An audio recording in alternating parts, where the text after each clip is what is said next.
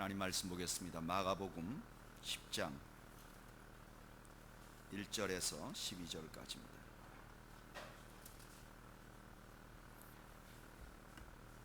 마가복음 10장 1절에서 12절까지.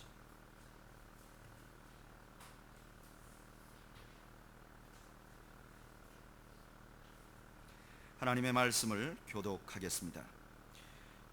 예수께서 거기서 떠나 유대 지경과 요단강 건너편으로 가시니 무리가 다시 모여들거늘 예수께서 다시 전례대로 가르치시더니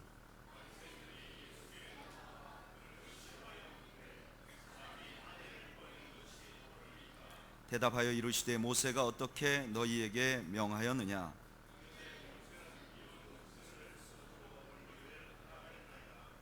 예수께서 그들에게 이르시되 너희 마음이 완악함으로 말미암아 이 명령을 기록하였거니와 이러므로 사람이 그 부모를 떠나서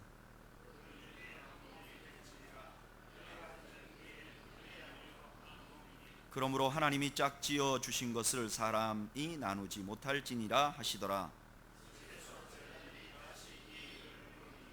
이르시되 누구든지 그 아내를 버리고 다른 데에 장가드는 자는 본처에게 간음을 행하며 또 아내가 남편을 버리고 다른 데로 시집가면 간음을 행함이니라. 아멘. 예전에 우리나라는 유교 문화에 있었던 나라입니다. 유교 문화 속에 있는 여러 가지 특별한 문화를 우리가 받아들이고 그것을 가지고 사회 근간을 삼아왔습니다. 그래서 유교 문화를 받아들인 국가로서 혹은 공자의 가르침을 따르는 국가로서 많은 가정에서 이렇게 지켜왔던 룰 중에 하나가 7거지악이라는 룰이었습니다. 혹시 들어보셨습니까?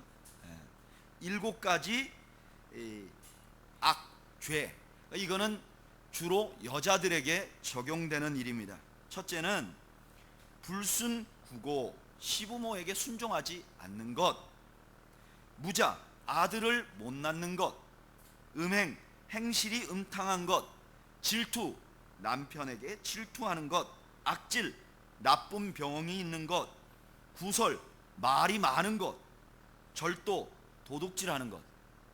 그런데 이 7가지 중에 한 가지만 걸려도 그 여자는 집에서 쫓아낼 수가 있었습니다. 그래서 조선시대 여자들은 집안에서 꼼짝을 못했어요. 그런데 최근에 이런 7거지악 문화에 대해서 글을 쓴 분이 이런 글을 썼어요. 조선시대라는 시대가 비교적 가정이 든든히 서가고 가정이 건강한 가정들이 많았는데 이유는 이런 엄격한 규율을 가지고 여성들을 억압했기 때문이다. 예수님 당시의 유대 사회도 이와 매우 유사했어요. 신명기 24장 1절에 보면 여인이 자기 아내가 수치스러운 일을 했을 때는 이혼 증서를 써서 이혼할 수 있다, 이렇게 기록되어 있어요. 여기에 수치스러운 일이란 당연히 음행을 말하는 거예요. 여자가 바람을 피우면 이혼할 수 있다. 그런데 이 말에 되짚어 보면 음행한 연고 없이는 아내를 버릴 수 없다, 그런 의미가 있었단 말이에요. 그런데 예수님 당시 1세기에는 많은 유대인이 이것을 확대 해석합니다. 당시의 유대 나라에는요 2가지 계파가 있었는데 그 계파 중에 제일 큰 학문적인 계파가 힐렐 학파예요. 이 힐렐 학파는 어떻게 주장을 했냐면은 구약의 신명기 24장 1절에 수치스러운 일이란 남자가 어떤 종류의 수치라도 느끼는 것을 의미한다. 그러니까 그냥 남편이 부인을 보고 내가 너가 부끄러워, 그러면 바로 어떻게 할 수 있는 거예요? 이혼할 수 있는 거예요. 이런 이론을 내놓자 당시에 많은 남자들은 이 이론을 받아들였어요. 그리고 자기가 생각할 때 아내를 내쫓고 싶다 혹은 바꾸고 싶다 그러면 그 아내에게 나는 당신이 수치스럽소, 당신이 한 일이 창피하오, 이러고서는 이혼 증서만 하나 써주면 끝나는 거예요. 근데 더군다나 그 이혼 증서는 누구만 쓸 수 있느냐? 남자만 쓸 수 있었어요. 여자는 이혼 증서를 쓸 권한이 없었어요. 그런데 만약에 이렇게 이혼이 되면 어떻게 되느냐? 여성들은 살 길이 막막한 거예요. 당시의 여성은요, 자기 잘못이 아님에도 불구하고 이혼을 당해도 사회는 누구를 욕하냐면은 여성을 욕했어요. 우리나라도 옛날에 그랬죠. 길을 가다가 건강한 그리고 아주 올바르게 살아가는 여성이 길을 가다가 강도를 만나서 추행을 당하게 되면 누가 더 부끄러워했죠? 추행을 한 사람이 부끄러워야 되는데 추행을 당한 사람이 부끄러워하는 문화였어요. 똑같이 유대 나라도 이 여인이 잘못한 게 아니라 남자가 잘못해서 이혼을 해도 여성이 수치를 느끼도록 했어요. 그리고 여성이 혼자 지내면 직업을 가질 수가 없었어요. 요즘도 얼마 전까지도 이슬람 국가에는 그런 문화가 남아 있어요. 그래서 여러분 아세요? 얼마 전까지만 해도 이슬람 국가들은요, 여성이 혼자 비행기를 타면 비행기 티켓을 안 끊어줬어요. 그리고 외국에 나간다 그러면 비자를 안 내줬어요. 남편이나 아들과 동행해야 돼요. 그리고 어떤 나라들은 시민권도 주지 않았다 그래요. 불과 1950년대까지도 여성에게는 시민권을 주지 않았어요. 그러니까 여성들은 참을 수밖에 없었죠. 예수님 당시에 여성들 가정의 평화, 유대인들이 누렸던 가정의 행복은 대부분이 여성들이 일방적으로 참고 억압당해서 누린 평화였어요. 바로 이런 시대를 배경으로 하고 한 바리새인이 예수님에게 나왔어요. 그래서 뭐라고 물어봤느냐? 예수님, 사람이 아내를 버리는 것이 옳습니까? 이렇게 물어본다고. 여러분, 이 질문은요 굉장히 이상한 질문이에요. 왜? 그때 당시 사람들은 누구나 다 남자가 아내를 버릴 수 있다고 생각했어요. 그런 권한이 있다고 생각했어요. 다만 의견이 갈리는 것은 어떤 경우에 그럴 수 있느냐에 대해서만 의견이 갈라졌어요. 그런데 이 사람이 이런 질문을 하는 거예요.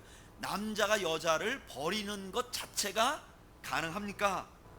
옳습니까? 이렇게 묻는 거예요. 왜 이런 질문을 했느냐? 이 사람의 질문 안에는 꼼수가 담겨 있어요. 왜 그런가? 이때 당시에 유대 나라를 다스리던 헤롯 왕이 어떤 잘못을 저질렀느냐? 자기 동생의 아내였던 여인을 자기가 취하게 됩니다. 자기 아내와 이혼을 하고 동생의 아내를 취해요. 그런데 이것이 굉장히 사회적으로 문제가 됐어요. 그렇지만 권력이 엄하니까 아무도 말을 안 했어요. 그 중에 한 명만 딱 그것을 지적했어요. 누구였을까요? 세례 요한이었어요. 세례 요한이 그것을 지적하니까 헤롯이 화가 난 게 아니라 누가 화가 났어요? 그 동생의 부인이다가 헤롯의 부인이 된 이 헤로디아가 화가 났어요. 그래서 이 헤로디아가 작전을 짜서 이 세례 요한을 참수형시켜 버립니다. 그런데 만약에 지금 예수님께서 아내를 버리는 것이 옳지 않다고 말하면 어떻게 되겠습니까? 당연히 헤로디아에게 미움을 받아서 이 유대인들은 손 쓸 것도 없이 그냥 요한같이 예수님을 제거할 수 있었어요. 만약에 예수님이 아니다, 이혼하는 게 가능하다 이렇게 얘기해버리면 그 다음에 어떻게 되느냐? 그러면 많은 사람들이 그래도 세례 요한은 선지자로 알았는데 예수님이 세례 요한의 죽음을 무익하게 만들어 버리니까 예수님의 인기는 땅에 떨어지는 것이죠. 그러니까 이런 꼼수를 가지고 질문했기 때문에 2절에 뭐라 그러냐면은 바리새인들이 예수께 나와 그를 뭐 했다 그러죠? 시험했다. 예수님을 넘어뜨리려고 물었다는 거예요. 그런데 그런 질문에 대해서 예수님은 이렇게 말합니다. 모세가 너희에게 어떻게 명하느냐? 그랬더니 4절에서 모세는 이혼 증서를 써주어 버리기를 허락했습니다 라고 대답해요. 그러니까 예수님께서 5절에 놀라운 말을 합니다. 한번 읽어볼까요? 시작. 예수께서 그들에게 이르시되 너희 마음이 완악함으로 말미암아 이 명령을 기록하였거니와. 이 모세의 기록이 성경 말씀인데 그 말씀의 근원이 뭐냐? 그게 진짜 그렇게 해서 해도 되는 것이 아니라 어떻게 하는 거죠? 너희들이 완악하기 때문에 완충된 제안을 한 것이라. 놀랍죠. 우리 하나님 그런 하나님이세요. 하나님은요, 우리가 죄되잖아요. 그러면 버리는 하나님이 아니라, 포기해버리는 하나님이 아니라, 하나님은 완충해서라도 우리를 끌고 가시려는 하나님이에요. 그런데 예수님께서 여기서 그렇게 말씀하시고 그 다음에 뭐라고 말씀하시는가? 6절 말씀 한번 읽어보죠. 시작. 창조 때부터 사람을 남자와 여자로 지으셨으니. 예수님은 모세가 너희들이 악하기 때문에 준 그런 완충이 아니라 실제 하나님의 뜻이 무엇인지를 알려주시는 거예요. 실제 하나님의 뜻이 무엇인가? 실제 하나님의 뜻, 남자와 여자 혹은 가정에 대한 실제 하나님의 뜻은 무엇인가? 첫째, 저를 따라 하시죠. 남자와 여자는 동등하다. 이게 실제 하나님의 뜻이라는 거예요. 오늘 본문에 보면 뭐라 그러냐? 창조 때부터 사람을 무엇과 무엇으로 지었어요? 남자와 여자로 지었어요. 여러분, 당시의 사람들은 어떻게 생각했냐면은 하나님은 누구를 지었느냐? 남자를 지었어요. 그리고 남자가 뭐냐? 사람이에요. 그러면 여자는 뭐죠? 여자는 여자예요. 이 영어에도 그렇게 안 하잖아. man이라는 말을 그냥 남자 혹은 사람이라고 써요. 그러니까 유대의 사람들이 생각하기에 하나님은 사람을 지었는데 그렇게 말하면 그건 남자를 지은 거예요. 그 사람의 부속으로 뭘 하나 더 지었는데 그게 여자라. 그러니까 이 남자가 가진 여자에게 하는 것은 모두 다가 다 일방적이에요. 당시의 남자들도 아내를 사랑했어요. 그런데 그 아내를 사랑하는데 사랑하는 방법이 뭐냐? 남자 위주로 사랑하는 거예요. 이것을 요즘 사람들은 어떻게 표현하는가? 펫을 기르는 것 같은 사랑이라고 표현해요. 우리가 집에 가면 강아지를 키워요. 그런데 그 강아지를 키우는 이유가 뭐예요? 내가 이뻐서 키우는 거예요. 그 강아지가 나를 좋아할지 안 좋아할지는 관심이 없어요. 저는 가끔 강아지에게 신발을 신긴 사람도 보고 옷을 입힌 사람도 봐요. 예뻐요. 그런데 여러분, 강아지는 옷이 필요 없는 존재들이에요. 누구 때문에 옷 입히냐? 주인 보기 좋으라고 옷 입히는 거예요. 일방적인 사랑을 주는 거예요. 그리고 그 강아지에게 주인은 뭘 기대하냐? 내가 들어가면 뭐 해주길 기대해요? 꼬리를 흔들어 주길 기대하는 거예요. 그런데 그때 당시 남자들이 어떻게 했느냐? 내가 너를 사랑해줘, 너에게 밥을 먹여줘, 너를 보호해줘, 너를 내 아내로 안정된 신분을 줘. 그러니까 너는 내가 들어가면 꼬리를 흔들어야 돼. 이런 종류에서. 그런데 어떤 때 내가 보니까 너가 싫어. 너가 싫어지면 어떻게 하는 거죠? 당연히 나 중심, 너는 나를 행복하게 해줘야 되는 존재인데 나를 행복하게 못 해주니까 너는 필요 없어. 그리고 버리는 거예요. 여러분, 이런 성향이 오늘날에도 있어요. 너무나 많은 남성들이요, 제가 이렇게 상담을 해보면 그런 얘기를 해요. 나는 집에 가서 정말 최선을 다하는데 내 아내는 왜 만족을 못하는지, 왜 나에게 불만을 가지고 있는지 모르겠다. 여러분들은 안 그러신가요? 얼마 전에도 제가 어떤 목사님과 상담을 했어요. 이 목사님 굉장히 지금 가정이 어려우세요. 그래서 이렇게 얘기를 해보면서 제가 여러 가지 질문을 했어요. 그럼 그분의 이야기를 들으면 이 목사님은 잘못한 게 하나도 없어요. 늘 참고 인내하고. 다만 철없을 때 아내에게 좀 화를 낸 적이 있어요. 그러나 이제는 전혀 안 그래요. 그래서 아내에게 이것도 해줘보고 저것도 해줘보는데 아내가 마음을 열지 않는다는 거예요. 그러니까 목사님이 얼마나 힘들겠어요. 그래서 제가 이렇게 물어봤어요. 혹시 목사님 그거 해줄 때 사모님이 그거 좋아하는지 물어본 적이 있냐고. 없는 거예요. 내가 너를 생각해서 꽃을 사왔는데 넌 날 좋아해줘야지. 내가 너를 위해서 여행을 가져가는데 너는 왜 여행을 안 가고 싫어하는 거야. 이렇게 생각하는 거예요. 그런데 그런 분들에게 예수님은 이렇게 말하는 거예요. 억누르는 방식으로 행복한 것은 하나님이 만들어낸 방법이 아니야. 여러분, 어떤 가정이 행복한데 한 사람이 일방적으로 희생해서 그 가정이 행복하다고 느끼는 것은 참다운 하나님의 뜻이 아닙니다. 또 하나, 오늘 본문을 통해서 예수님이 가르쳐 주시는 것은 두 번째 가정의 원리는 저를 따라 하시죠. 남자와 여자는 다르다. 창조 때부터 사람을 하나님께서 어떻게 만들었느냐? 남자와 여자로 다르게 지었다는 거예요. 하나님은 모두를 남자로 짓지 않았어요. 여자로 지었어요.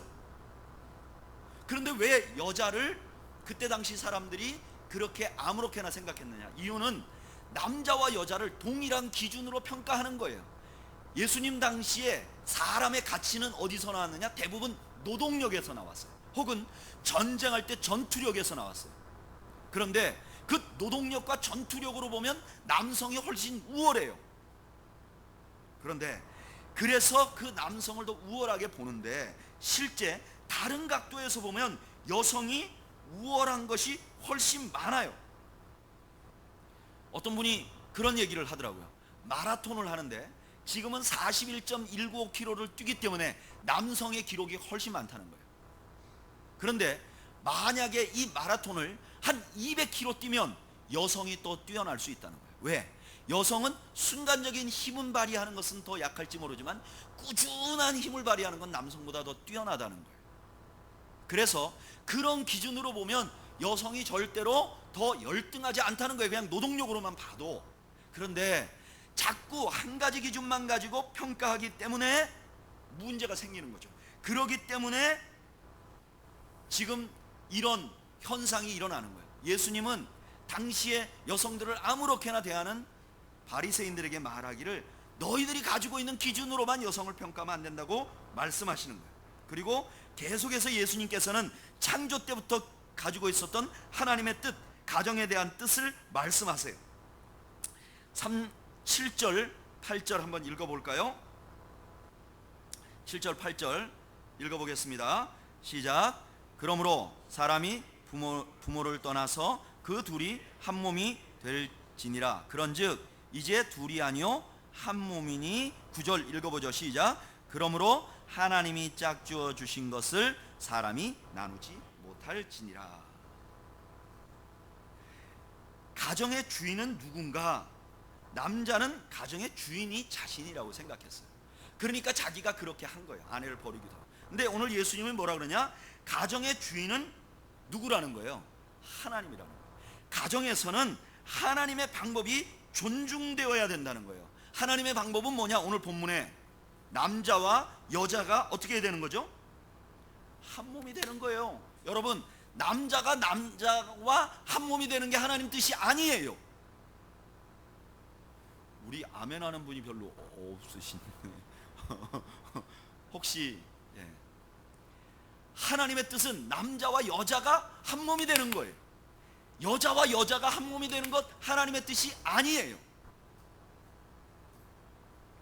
왜 안 되냐? 질문하지 마세요. 왜? 하나님이 주인이에요. 하나님이 룰을 정하실 수 있어요. 하나님이 정하신 룰에 우리는 어떻게 돼요? 순종해야 진정한 의미의 행복을 누리는 거예요. 그러면 왜 그렇게 하셨을까? 하나님은요 온 세계 만물에 생명이 계속 있기를 원해요. 그런데 생명은 남자와 여자를 통해서 생명이 생겨나요.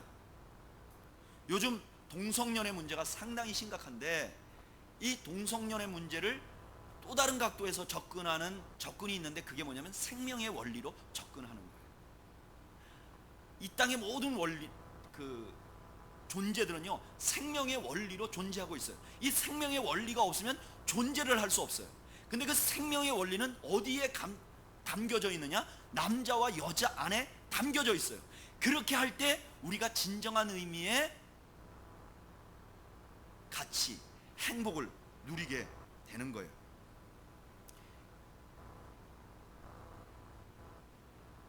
여러분, 가정이 행복해지려면 하나님이 말씀하시는 대로 해야 되는 것임을 여러분 믿으시기를 바랍니다. 그 하나님이 남자와 여자에게 각각 다른 명령을 주셨어요. 남성들은 여성을, 자기 아내를 목숨을 걸고 사랑해야 합니다. 왜요? 하나님이 그렇게 하라고 하셨어요. 여성들은 남편에게 주님께 복종하듯이 복종해야 합니다. 왜요? 주님이 그렇게 하라고 하셨어요. 가정의 주인은 누구세요? 하나님이세요. 자, 우리 남성들만 하죠. 가슴에 손을 얹고,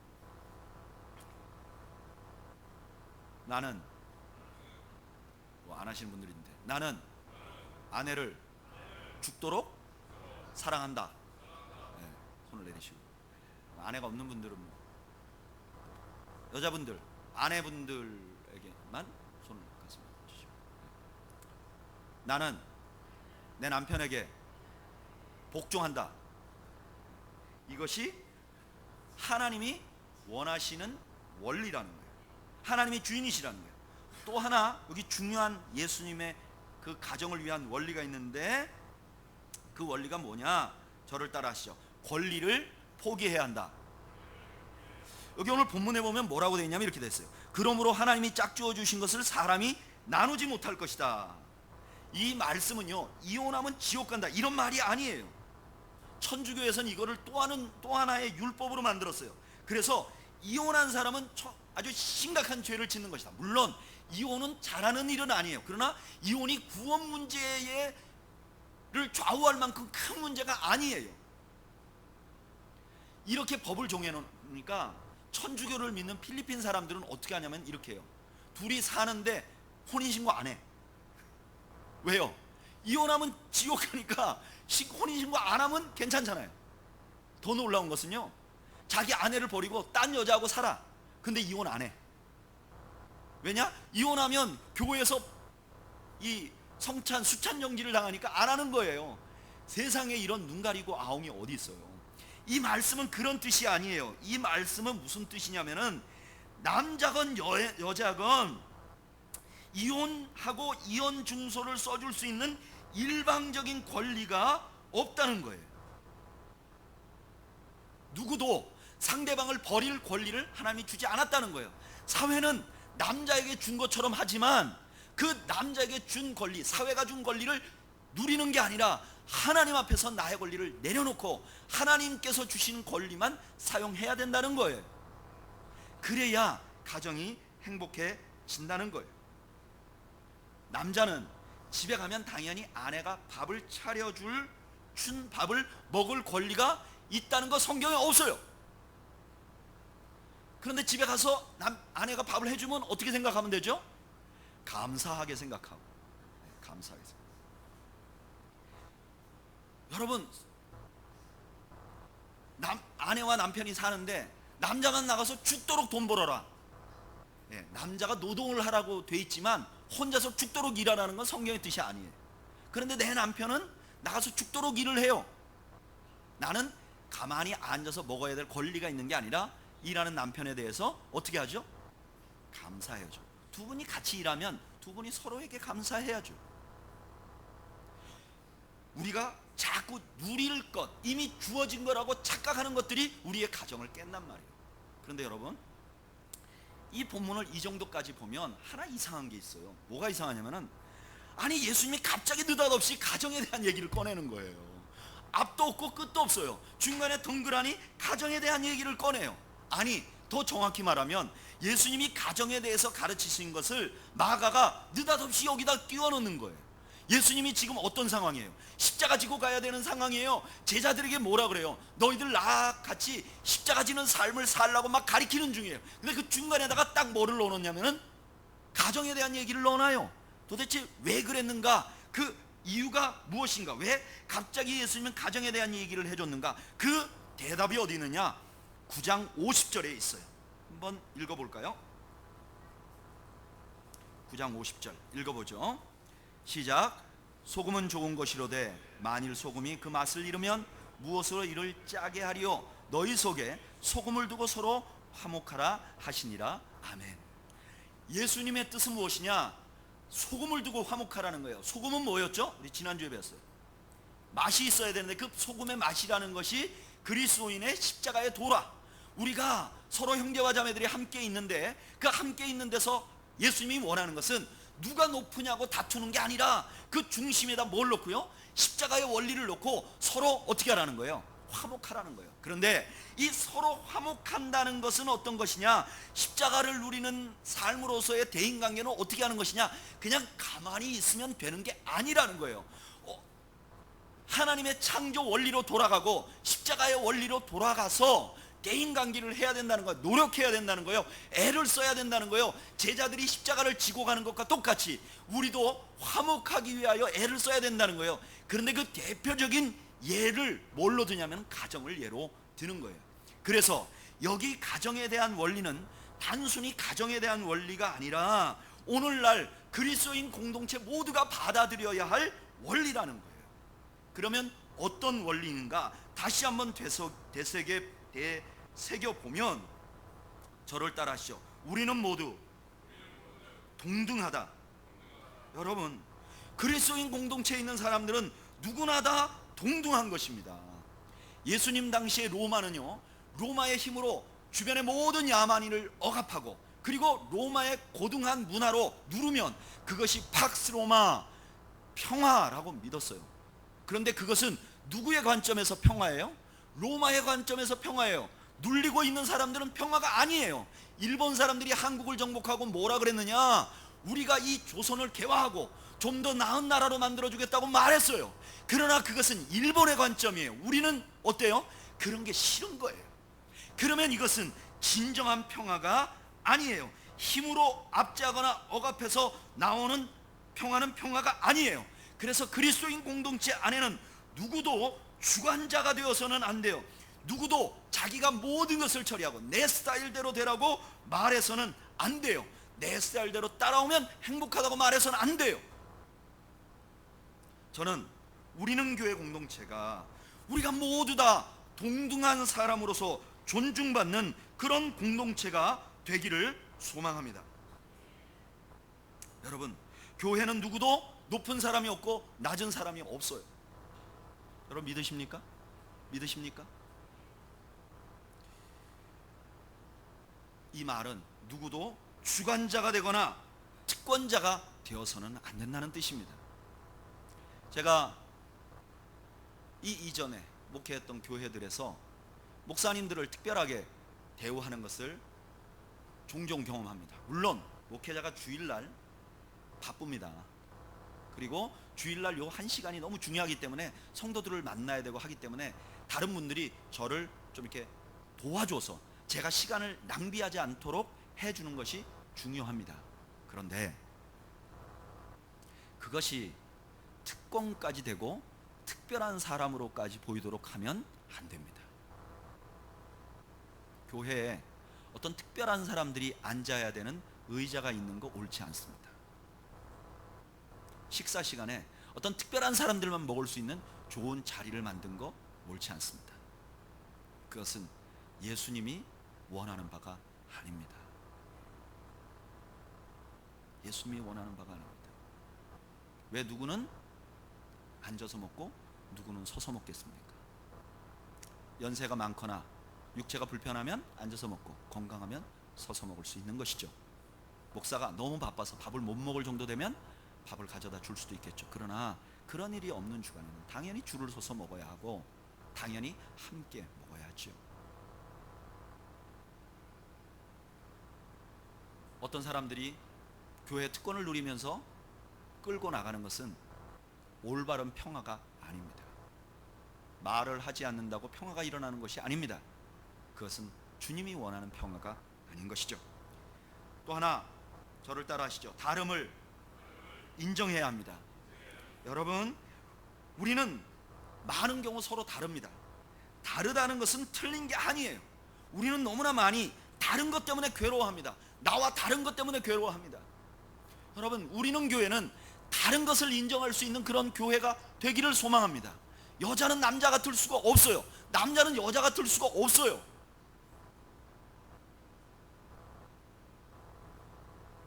다른 것을 인정할 때, 그때에 우리가 진정한 평화를 누릴 수 있는 거예요. 미국의 저명한 작가가 책을 한 권 썼는데, 민주주의 안에 두 성향. 민주주의 안에 두 성향. 근데 그 두 성향을 어디로부터 이분이 차용을 했냐면 하나는 영국, 잉글랜드, 그 다음에 하나는 그 옆에 스코틀랜드. 여러분, 스코틀랜드와 잉글랜드는 같은 섬나라에 있어요. 근데 잉글랜드는 밑에 있고 스코틀랜드는 위에 있어요. 우리가 볼 땐 두 사람이 다 똑같은 것 같은데 두 사람들은 성향이 너무너무 다른 거예요. 어떻게 다르냐? 잉글랜드 사람들은 권위를 인정하는 걸 좋아해요. 그래서 잉글랜드는 왕이 있어야 돼요. 근데 스코틀랜드는 왕이 없어요. 백작이 있어요. 바깥에서 볼 때는 스코틀랜드는 백작이 있고 잉글랜드는 왕이 있으니까 스코틀랜드가 잉글랜드보다 낫다 이렇게 생각하는데 그거는 아니에요. 잉글랜드가 정복을 했고 또 눌렀기 때문에 그런 거지, 실제는 다른 국가예요. 완전히 성향이 달라요. 그런데 이 다른 국가의 갈등이 항상 있다는 거예요. 어떤 갈등이 있느냐? 영국, 잉글랜드 군대는요, 전쟁을 하러 쫙 나갔으면 왕은 맨 뒤에 서요. 그리고 왕이 명령해요. 나가라. 그러면 앞에 있는 군대들은, 잉글랜드 군대는 왕의 명령이기 때문에 뛰어나가요. 이유가 없어요. 왕이 하라 그랬으니까 나가는 거예요. 그런데 스코틀랜드 군대는 어떠냐? 전쟁하려고 쫙 서 있어요. 그러면 뒤에서 백작이 나가. 그럼 아무도 안 나가요. 그럼 언제 나가느냐? 백작이 칼 들고 와 하면서 뛰어나가면 나머지 다 뛰어나가는 거예요. 여러분, 어느 것이 옳을까요? 저는 스코틀랜드 성향입니다.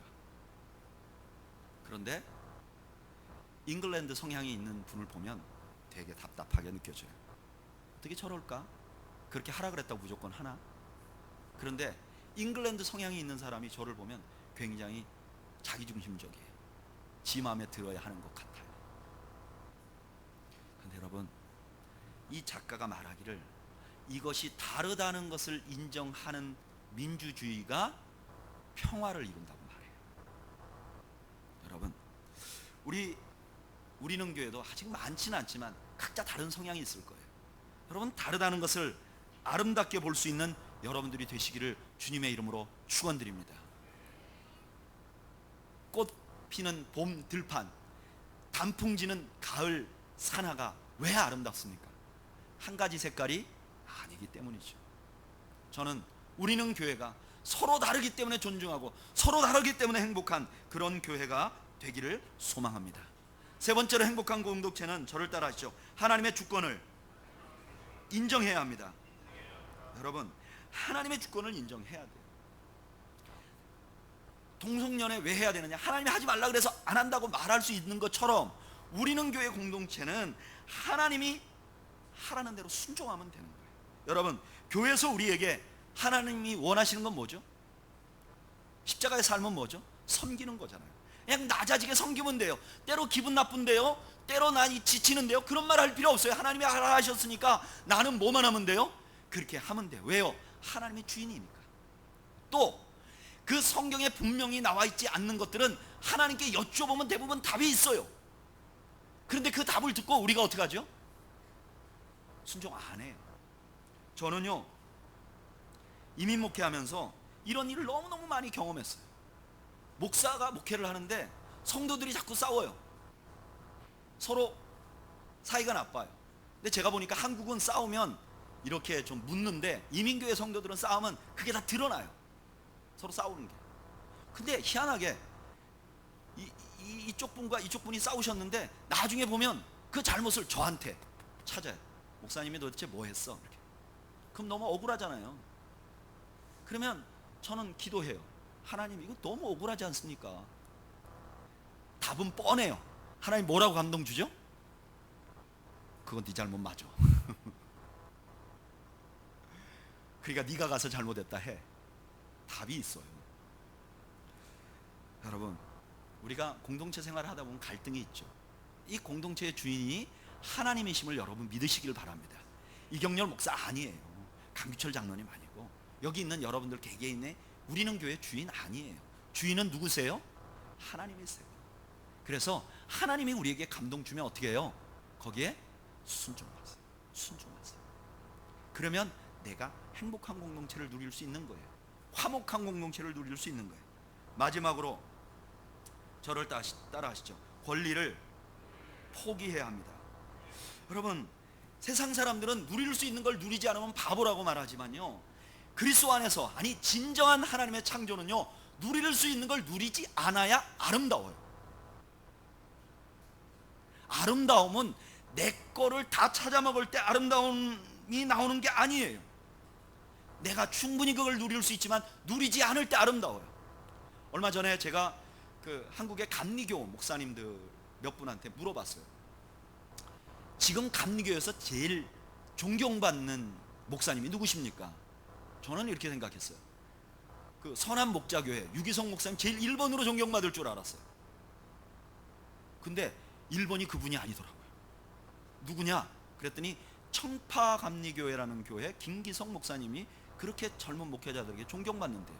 청파감리교회는요, 감리교회 모체와 같은 그런 오래된 교회인데요, 그렇게 교회가 크지 않아요. 서울 시내 중심가에 있는데 그렇게 큰 교회가 아니에요. 근데 뭐 때문에 그러느냐? 첫째는 그 목사님 말씀이 굉장히 깊이가 있다는 거예요. 두 번째는 그 목사님이 차를 안 타고 다닌다는 거예요. 내가 이 서울 시내 중심가에 살면서 나까지 차를 타고 다니면 이게 안 된다. 대중교통 타고 다녀요. 그래서 지금도 차가 없대. 그 교회가 아주 작은 교회는 아니에요. 그러니까 많은 젊은 목회자들이 그분을 존경하는 거예요.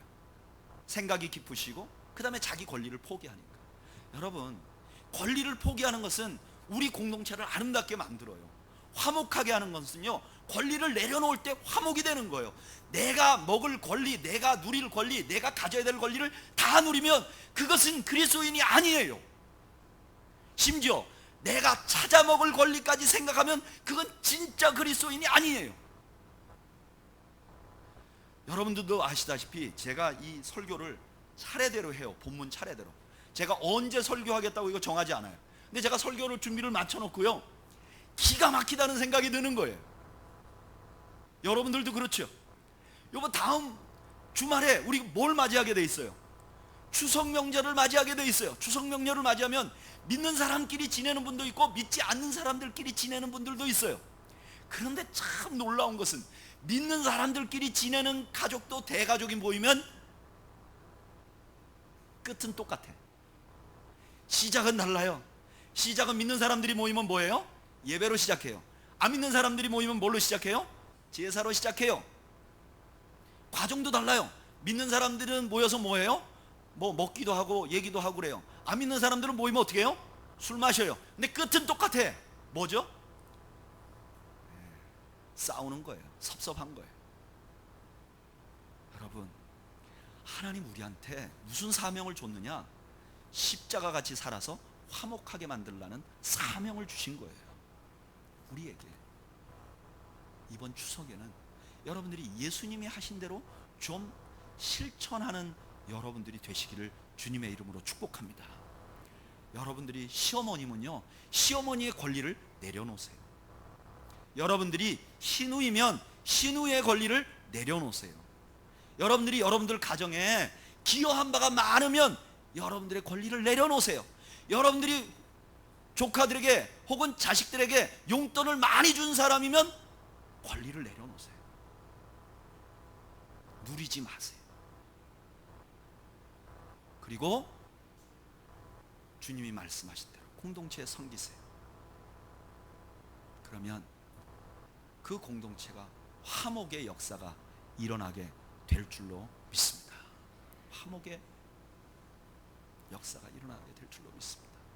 여러분, 예수 믿는 것, 십자가 따라간다는 것은 구호가 아니에요. 말로 하는 게 아니에요. 그냥 폼 잡는 게 아니에요. 예수님이 하신 것처럼 팔 걷어붙이고 무릎 꿇어야 해요. 그래야 화목한 공동체가 이루어지는 거예요. 저는 여러분들 모두가 일단 여러분들 가정에서 화목한 공동체를 이루는 여러분들이 되시기를 축복합니다. 그리고 우리 교회에서 화목한 공동체를 이루는 우리가 되기를 축복합니다.